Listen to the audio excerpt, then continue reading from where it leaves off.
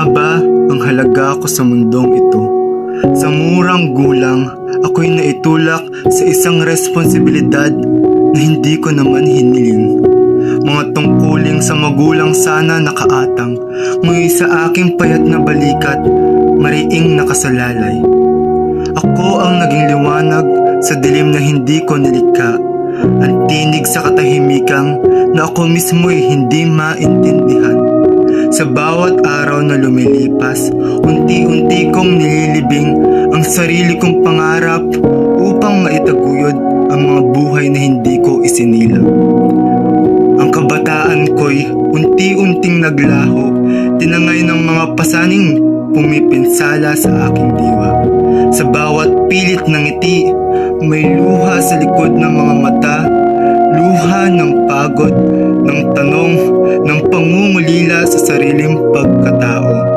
At sa tuwing sasapit ang gabi, habang tahimik ang lahat, tinatanong ko ang kalawakan, ako ba ay may halaga o ako'y isinilang lamang upang maging tagapuno ng kakulangan?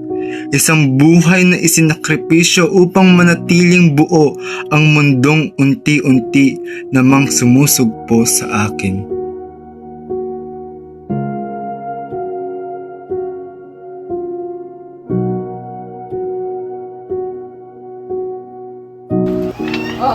Bet!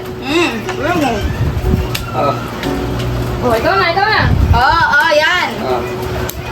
Naiping bawon. Yan. Naiping bawon. Ano ba? Wait lang. Pingin bawon. Ito na, ito Naiping na. bawon, Nay. Ano ba? Doon kayo sa kuya mangingi. Kay kuya na lang lahat kasi lagi eh. Nay! Ito. Nay! Nay! Ano ba? Reset. Ulitin nyo. Hayaan nyo mga yan. Kuya! Kuya! Kuya! Kuya! Kuya! Ano? Tingin ang baon? Ako pang bayad ng project. Kuya, kailangan ko na pambayad sa school. Ba't sa akin? Nasaan ba si mama? Andun nagsusugat. Oo nga.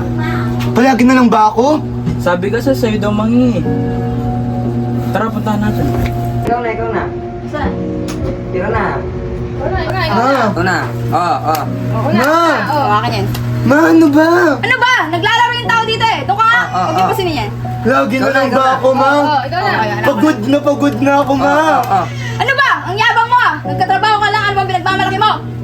Huwag Dapat yung kasi masin na obligasyon mo. Ba't sa akin napunta? Ang bastos ka!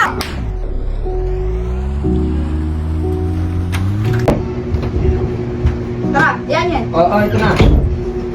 Kuya. Ah! Iwan niyo muna ako!